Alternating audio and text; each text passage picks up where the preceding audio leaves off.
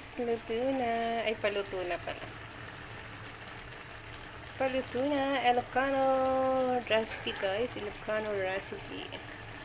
Ayan, sino mang Ilocano dyan? Ano ba to sa inyo?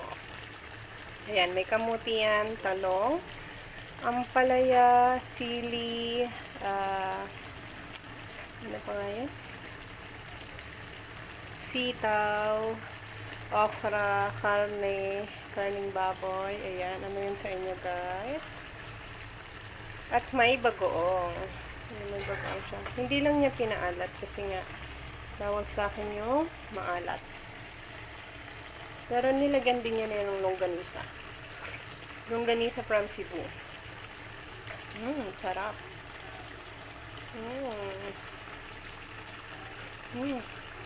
Ano tayo? May karne din.